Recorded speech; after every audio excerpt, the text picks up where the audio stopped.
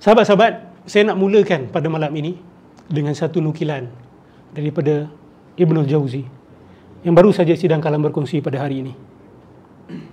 Siapakah Ibnul Jauzi ini, sahabat-sahabat? Al-Imam Ibnul Jauzi adalah seorang ulama Hambali yang masyhur. Seorang ulama Hambali yang masyhur. Dan antara kemasyhuran Syekh Ibnul Jauzi ataupun Al-Imam Ibnul Jauzi adalah kerana Ibnul Jauzi matang dan mampu untuk melakukan kritikan dalaman. Dia mampu mengkritik mazhab dia sendiri. Dan kita akan lihat apa yang dikritik tentang mazhab Hambali itu. Mari kita baca. Bagi siapa yang nak teks dia, boleh baca di Sidang Kalam punya Facebook page. Okey.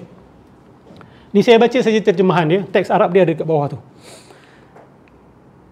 Aku pelik. Ni nukilan daripada Ibnul Jauzi diterjemahkan.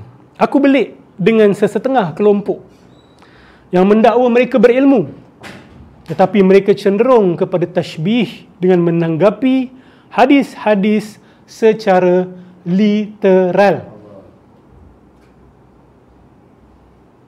iaitu ala zawahiriha.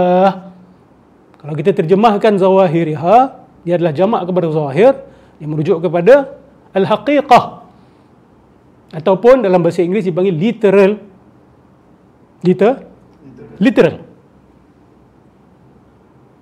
So dia kata dia pelik menanggapi hadis-hadis secara literal. Seandainya mereka hanya membaca sahaja hadis-hadis tersebut sebagaimana ia diriwayatkan, nescaya mereka akan selamat.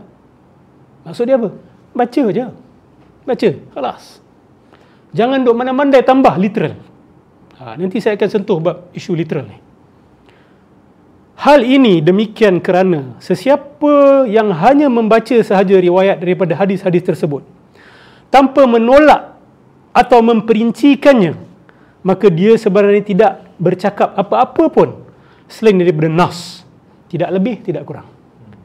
So bila you quote a hadis, contoh hadis tentang harwalah, kan, siapa yang jalan menuju Allah, kembali kepada Allah, Allah akan berlari kepada dia, kan? Baca aja tanpa mengatakan literally berlari, kan, secara hakikat Allah Subhanahu Wa Taala berlari, tanpa mengatakan itu dan tanpa juga menakwil atau menafsirkan. Maka siapa yang hanya baca saja, maka dia tidak mengatakan apa-apa tentang hadis itu, maka dia selamat. Betul? Dia selamat. Malangnya, terdapat sesetengah pihak yang cetek ilmu pengetahuannya. Mereka menganggap bahawa memahami perkataan selain daripada makna zahir atau literal adalah sesuatu ta'til dan pembatalan kepada nas. Ini kritikan Al-Imam Ibnul Jauzi kepada pihak yang sangat allergic dengan takwil.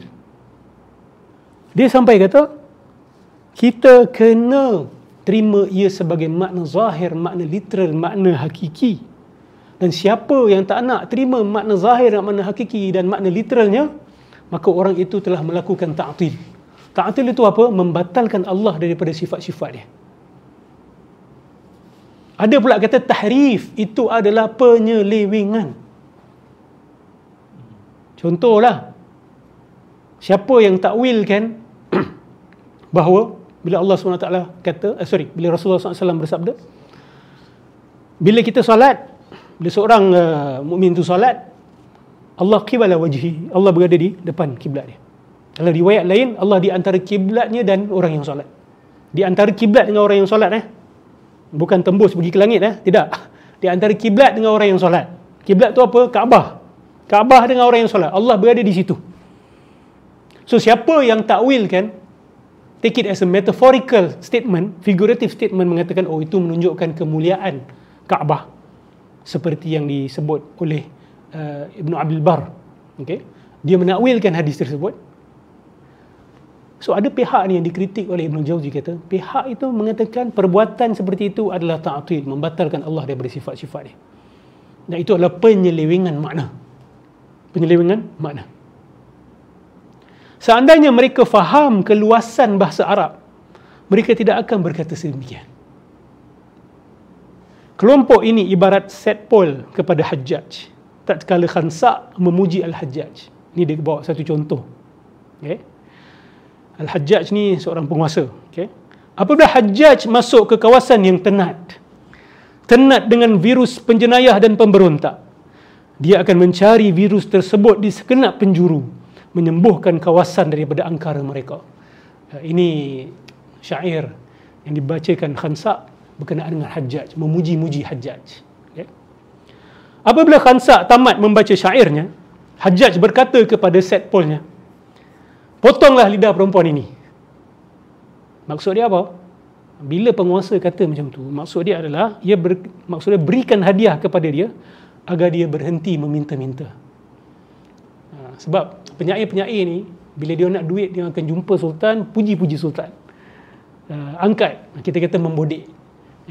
So sultan kata potong lidah dia, maksud dia suruh dia berhenti dengan kasih duit kepada dia. Khalas. Okay.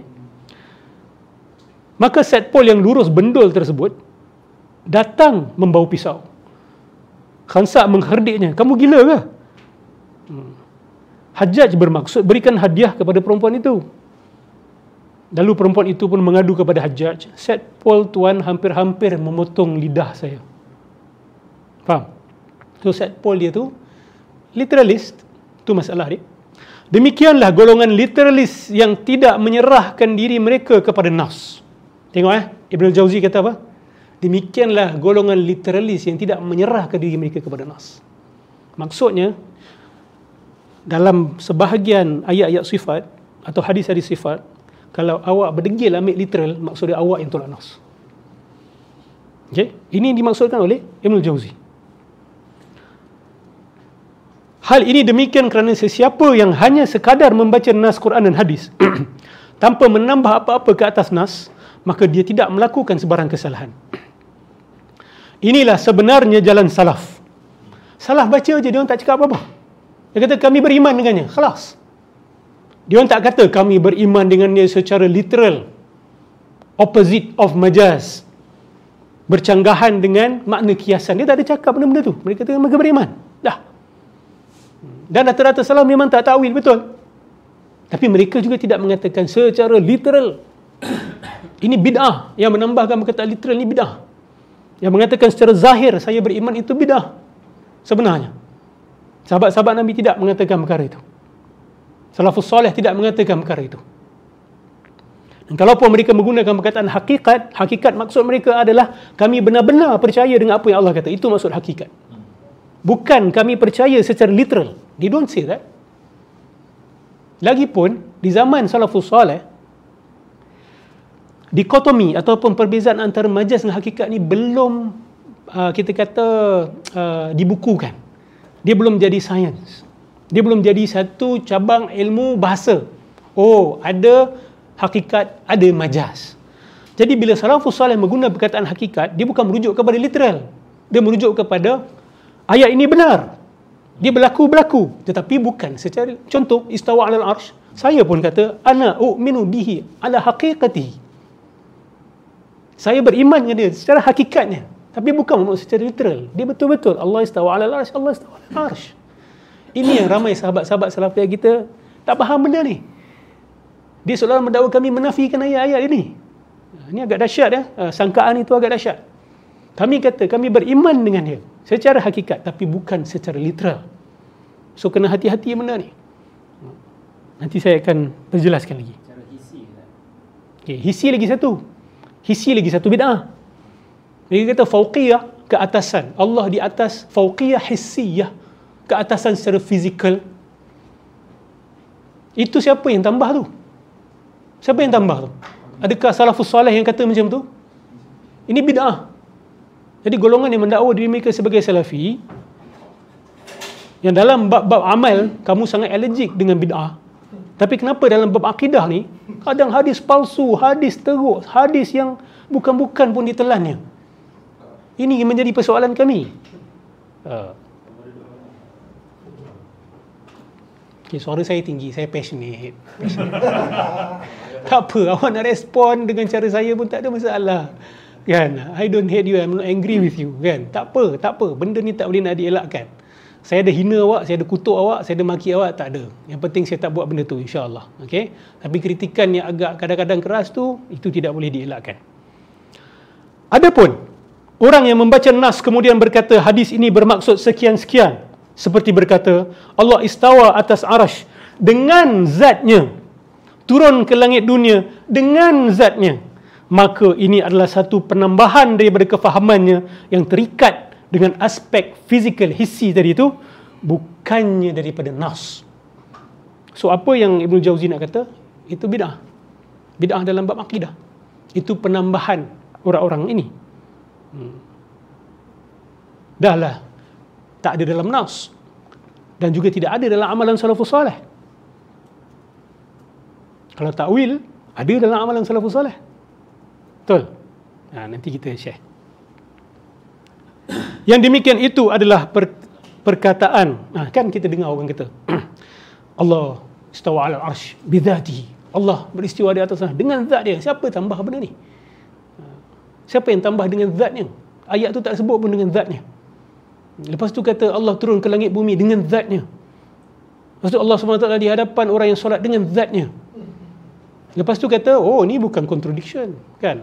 Untuk Allah lain, untuk makhluk lain. Nanti kita akan bahas isu ni. Tengok apa Ibnu Jauzi kata. Yang demikian itu adalah perkataan orang yang tidak mengenal Allah. Hal ini demikian kerana dia telah mengkiaskan panca indera fizikalnya terhadap jisim-jisim kepada Allah Subhanahu Wa Taala. Dia kiaskan pandangannya kepada jisim kepada Allah Subhanahu Wa Taala.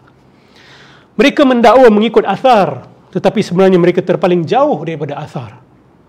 Mereka tidak sedar bahawa sebenarnya mereka telah membuat kenyataan yang lebih buruk dan keji daripada golongan yang mentakwil.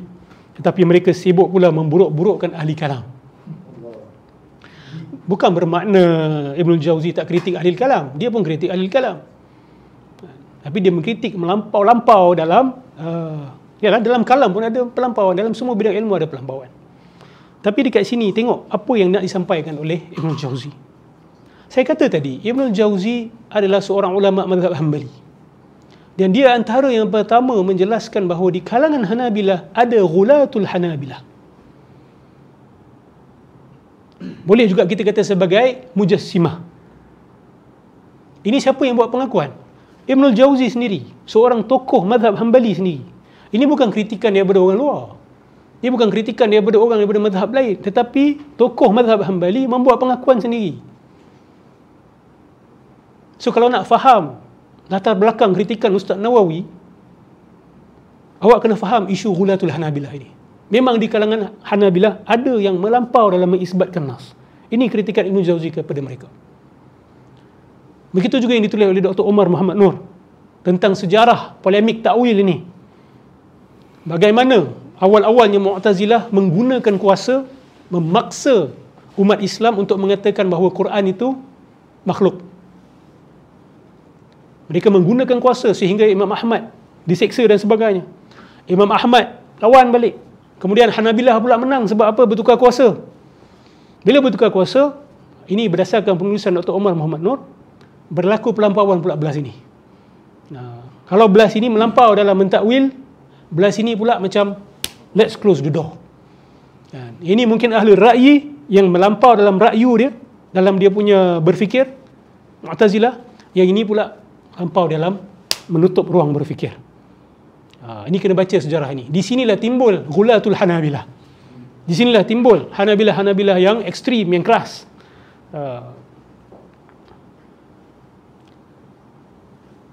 Sejarah kena tahulah, kan? Kita kena baca sejarah perjalanan ini.